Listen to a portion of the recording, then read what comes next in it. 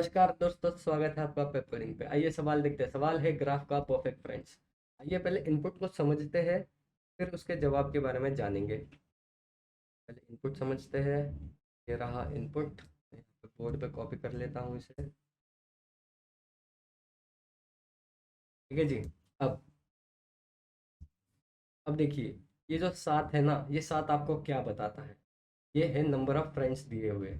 तो मैं यहाँ पे उन फ्रेंड्स को 0 से लिख लेता हूँ। तो 1 2 3 4 5 और 6। ठीक है। लेकिन ये हमारे ग्राफ की भाषा में क्या है? 7 का मतलब है नंबर ऑफ वर्टेक्स, और 5 का मतलब है number of edges. Number of edges.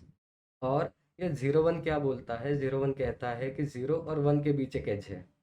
2 3 के बीच एक एज है। 4 और 5 के बीच में एक एज है। 5 6 और 4 और 6 के बीच में एक एज है। तो इसका क्या मतलब है ना? इसका मतलब ये है कि 0 और 1 ये दोनों एक साथ एक क्लब में है। 2 3 भी एक ही क्लब में है, और 4 5 और 6 एक क्लब से है। अब जो मैं इस क्लब को नाम देता हूँ C1 C2 और C3। तो हमें क्या क्या चाहिए इस सवाल से? हमें चाहिए how many number of pairs can I form such that two friends don't come from same club. इसका क्या मतलब है? ये मतलब हुआ कि मैं एक पेयर बनाऊंगा सबसे पहले तो। ठीक है, ये रहा वो पेयर, एक दो का पेयर, दो दोस्तों का पेयर बनाऊंगा।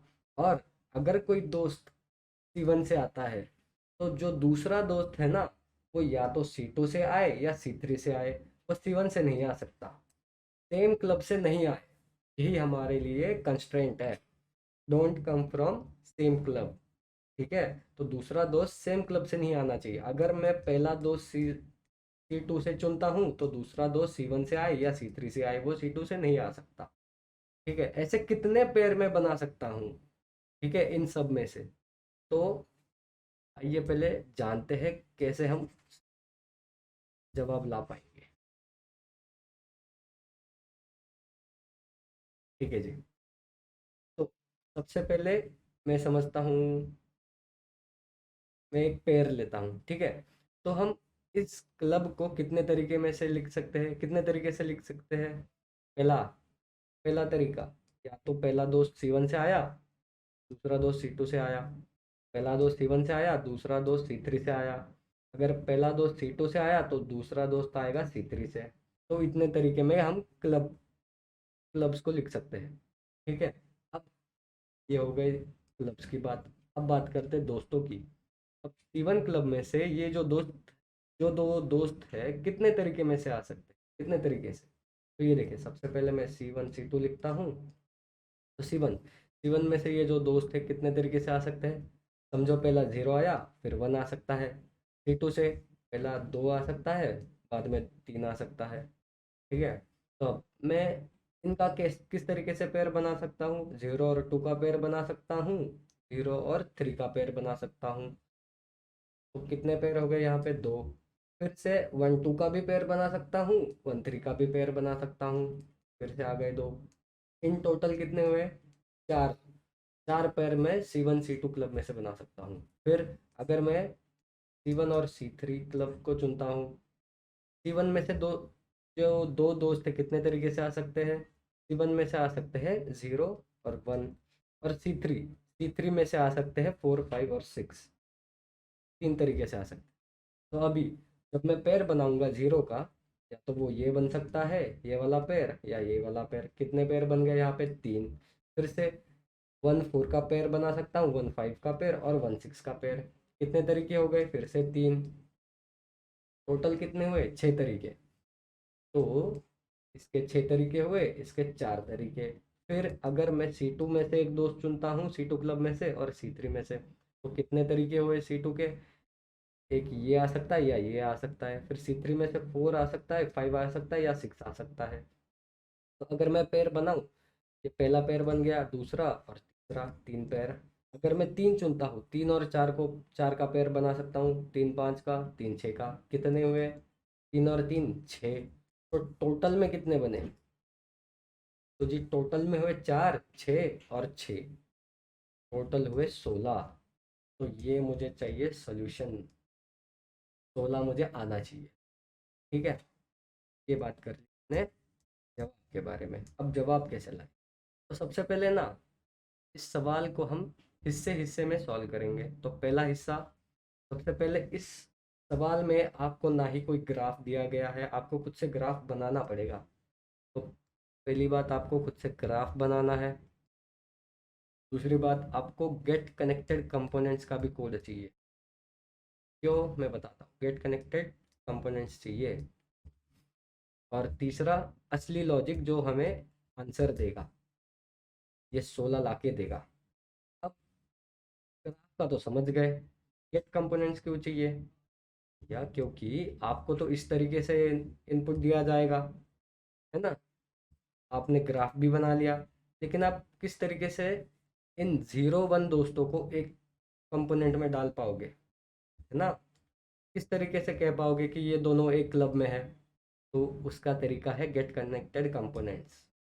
ठीक है जी। तो सबसे पहले तो हम पहले ग्राफ बना लेते हैं, बाद में इसके बारे में बात करेंगे। पहले ग्राफ बना लेते हैं। तो ग्राफ के लिए सबसे पहले चाहिए हमें हमें चाहिए क्लास। किस तरीके का? एज। उसमें मैं डिफाइन कंस्ट्रक्टर लिख लेता हूँ,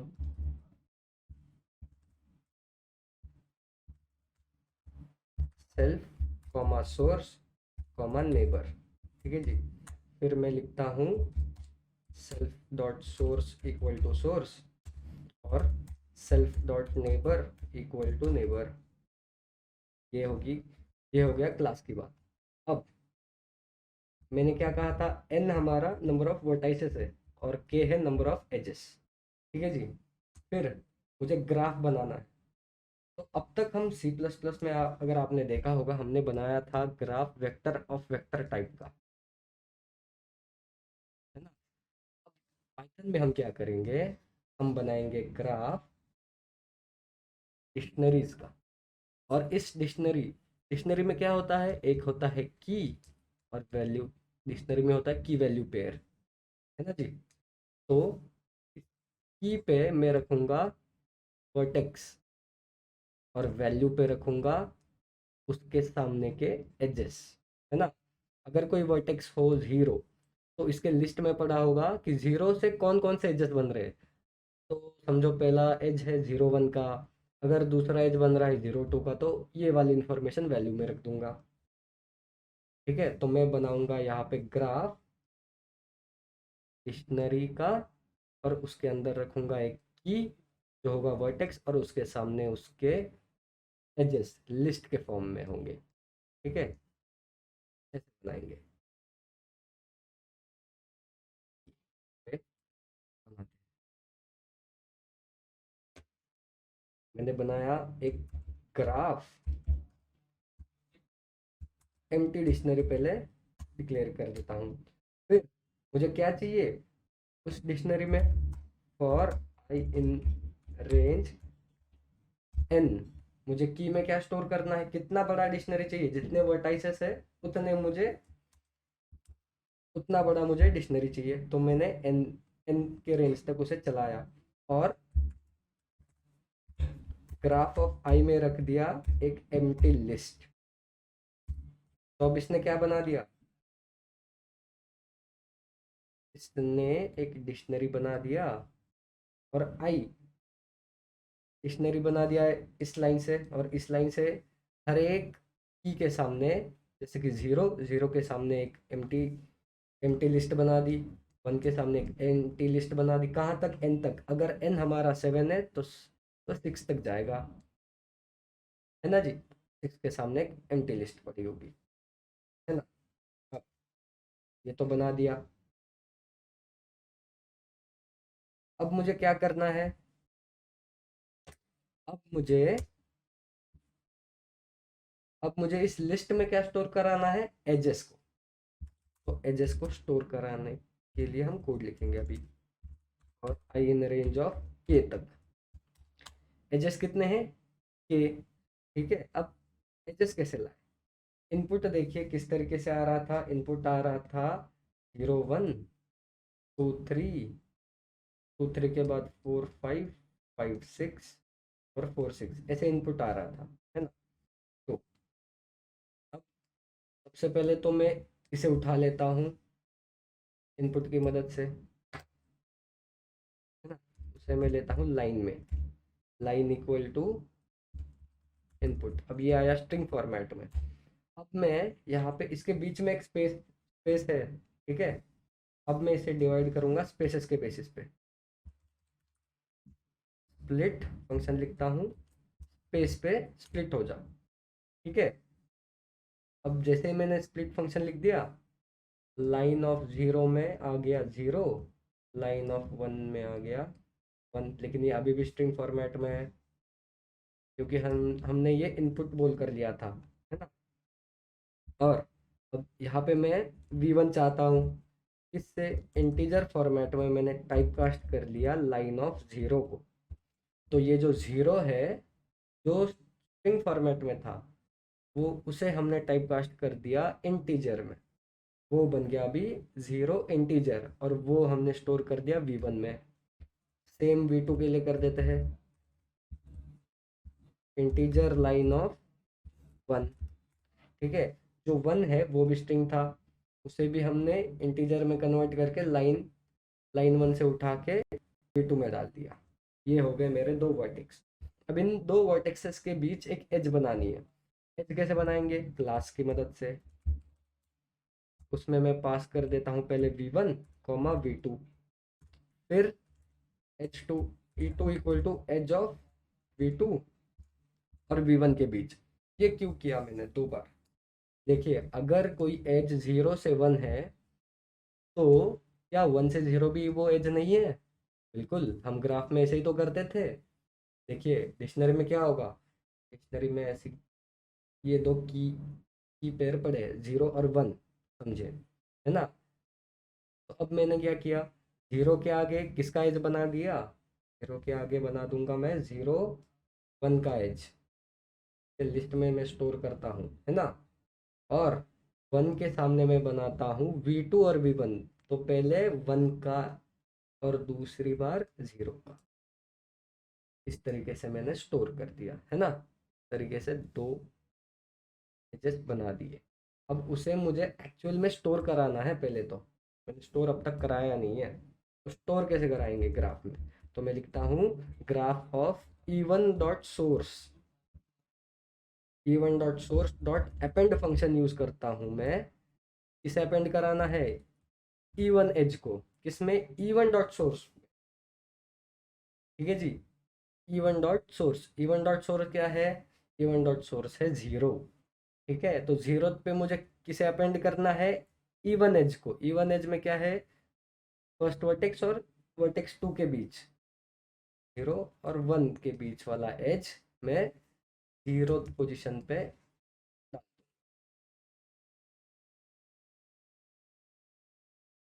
ठीक है। अब अब graph of e2 dot source में मैं अपेंड करूंगा e2 वाले एज को, है ना। इसमें कौन सी लिस्ट अपेंड होगी, 0 और 1 एज वाली। इसमें अपेंड होगी 1 और 0 वाली एज, ठीक है। अब इस तरीके से हर एक वैल्यू के लिए, जैसे कि वैल्यू की वैल्यू थी 0 1 2 3 4 5 5 6 और 4 6, तो 0 पोजीशन पे सबसे पहले ये डिक्शनरी है ग्राफ नाम की, 0 पोजीशन पे 0 1 की एज, 1 पे 1 0 की एज बनी पड़ेगी, फिर सेकंड पे 2 3 की एज, और 3 पे 3 2 की एज। ऐसे हर एक के लिए हम बनाते जाएंगे। ये वैल्यू लूप चलती जाएगी जब तक एजेस खत्म नहीं होते। ठीक है, अब आगे हम कंपोनेंट्स के बारे में बात करें।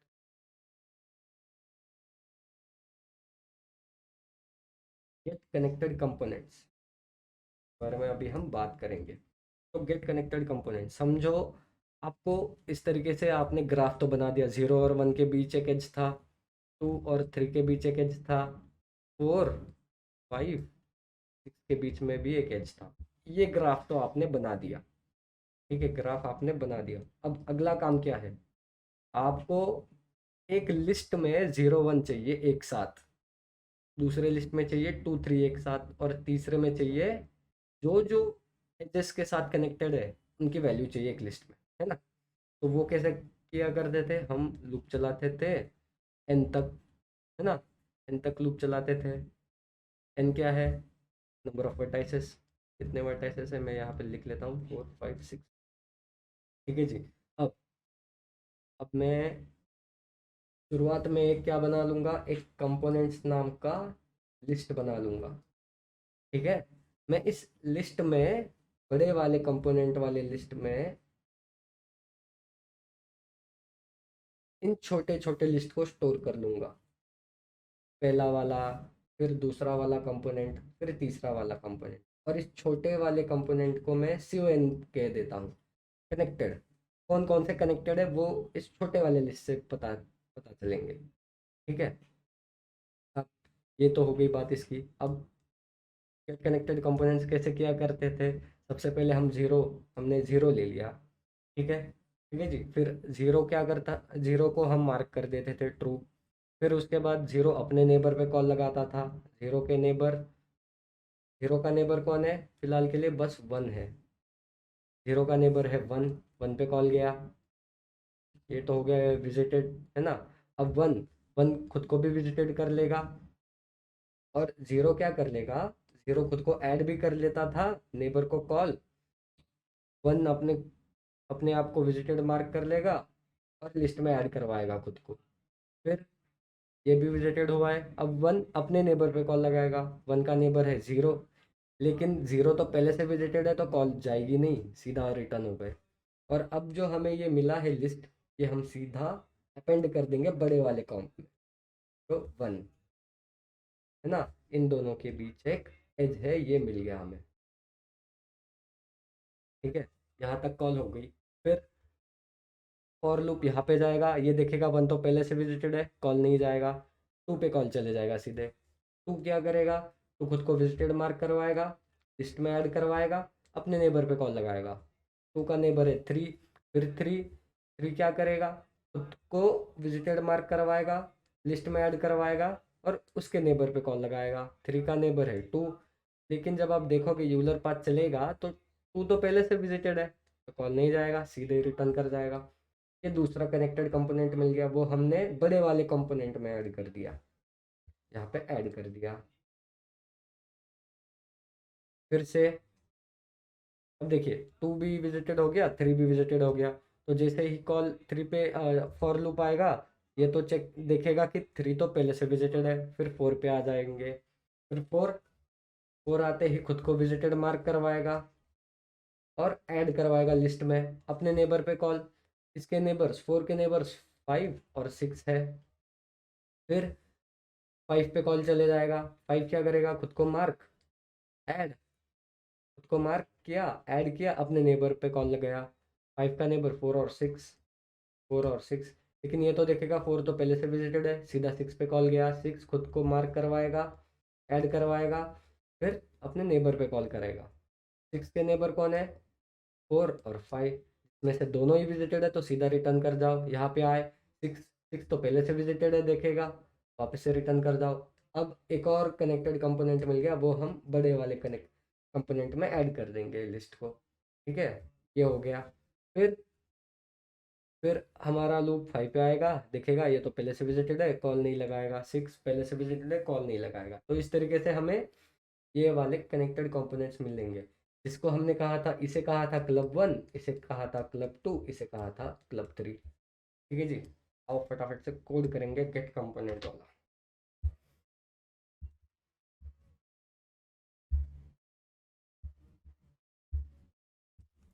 तो सबसे पहले तो मुझे एक विजिटेड वाला लिस्ट चाहिए जिसमें शुरुआत में सब फॉल्स रहे।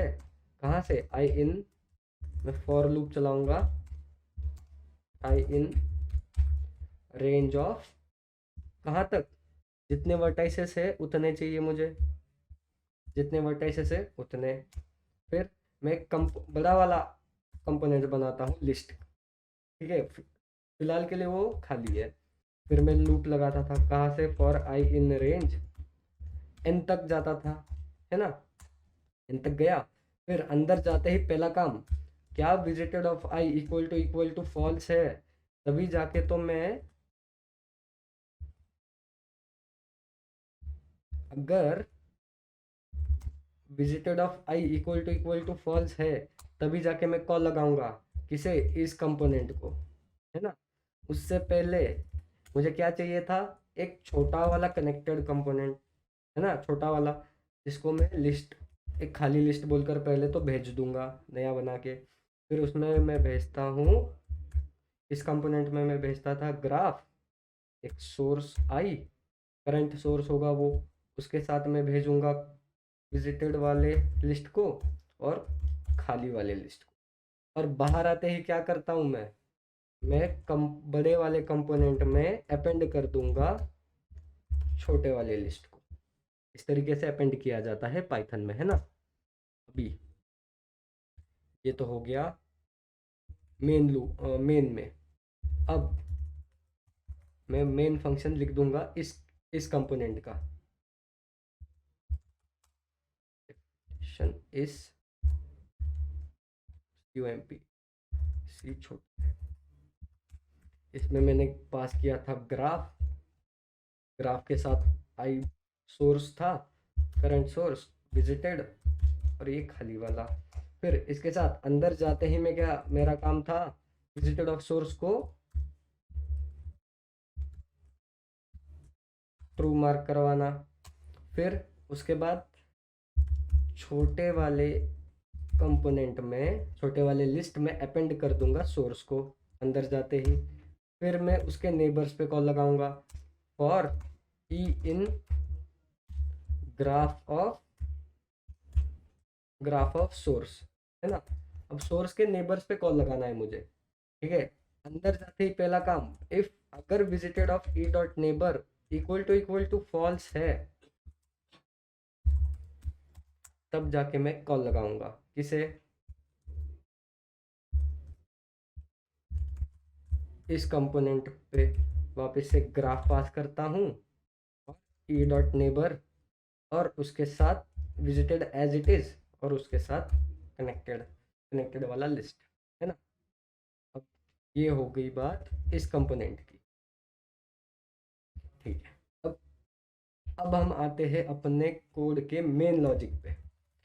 मेन लॉजिक का क्या मतलब है? मेन लॉजिक का ये मतलब है कि ये कोड का मेन लॉजिक देखते हैं क्या है, ताकि आपको सॉल्यूशन क्या आए, 16। तो मेरे पास ये लिस्ट तो पड़ा है अभी, है ना, इसके अंदर सब कनेक्टेड कंपोनेंट्स पड़े हैं। तो मैं क्या करूँगा 16 लाने के लिए, ठीक है। पहले तो देखते थे क्लब्स किस तरीके से आ रहे थे, पहले C1, फिर C2, फिर C1, C3, फिर C2, C3।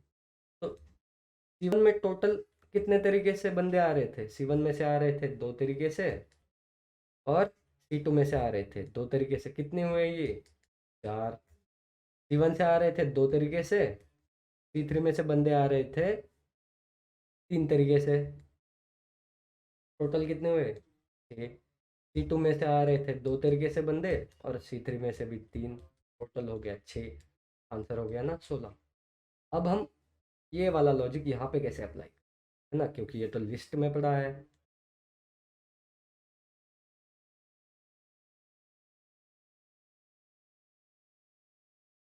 मैं सबसे पहले लेके जाता हूँ,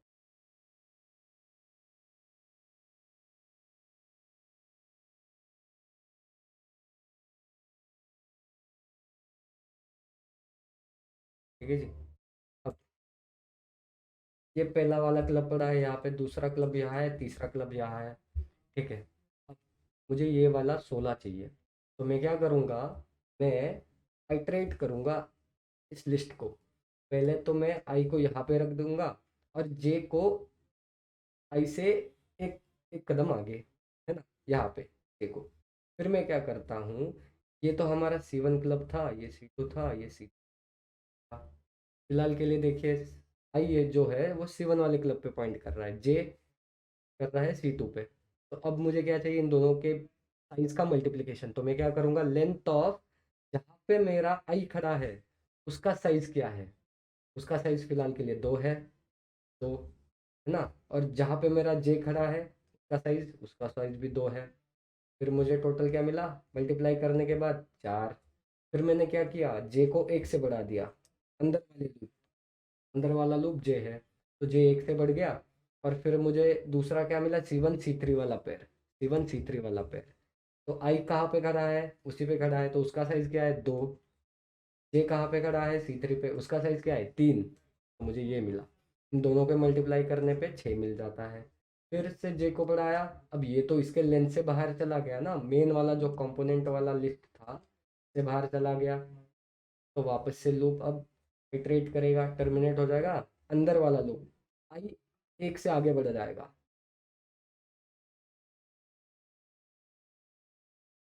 अंदर वाला आई इस पे आ जाएगा, और जे एक कदम आगे यहाँ पे। अब ये वाला कौन सा है, C2 पे आई खड़ा है, ये वाला तरीका है वो, जहाँ पे आई C2 पे खड़ा है, जे C3 पे खड़ा है। आई की साइज क्या है, 2, जे की साइज क्या है, 3। इन दोनों को मल्टीप्लाई किया, मुझे क्या मिला, 6। तो अब इन दोनों को मल्टीप्लाई किया, 6 मिला, इन तीनों का सम मुझे 16 मिल जाएगा। अब वापस से जे आगे बढ़ गया, साइज खत्म, टर्मिनेट, लूप टर्मिनेट हो गया। वापस से आई एक कदम आगे, आई यहाँ पे आ गया। यहाँ पे आते ही जे तो पहले से ही एक कदम आगे था, तो अंदर वाला लूप वैसे ही चलेगा नहीं, सीधा टर्मिनेट। बाद में आई जब इससे कॉम्स के लेंथ से बड़ा हो जाएगा, पूरा लूप टर्मिनेट होने के बाद आपको आंसर मिल जाएगा 16।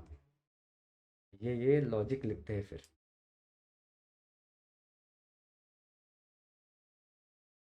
ठीक है जी। बाहर मैं पहले तो पेयर लिख लेता हूँ, देखिएगा, पेयर इक्वल टू 0 शुरुआत में। ठीक है। फिर मुझे लूप कहाँ से चलाना था, आई से कहाँ तक, किसके लेंथ तक, बड़े वाले कॉम्स के लेंथ तक। बड़ा वाला लिस्ट कौन सा था, कॉम्स नाम से बनाया था हमने। फिर उसके बाद अंदर वाला लूप कहाँ से, जे जे का रेंज कहाँ से चालू होना था, आई से एक कदम आगे, तो I+1 कहाँ तक, लेंथ ऑफ कॉम्स तक ही।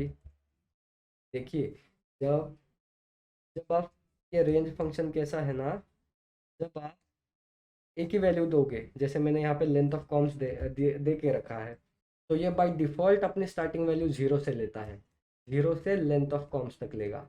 लेकिन अगर मैंने जैसे जे वाले लूप में स्पेसिफाई किया है कि भाई तूने चालू होना है I+1 से, तो वो I+1 से ही शुरुआत करेगा। ठीक है, बाय डिफ़ॉल्ट वो 0 लेता है अगर आपने स्पेसिफाई नहीं किया तो। ठीक है जी। फिर अंदर आते ही सबसे पहला काम, जहाँ पे ये देखिए, लेंथ ऑफ कॉम्स ऑफ आई, जहाँ पे मेरा आई खड़ा है उसका लेंथ किससे मल्टीप्लाई करूँ, लेंथ ऑफ कॉम्स ऑफ जे, जहाँ पे मेरा जे खड़ा है, उन दोनों का मल्टीप्लिकेशन कर दो। और कहाँ पे ऐड करना है मुझे, पेयर में ऐड करना है, खत्म।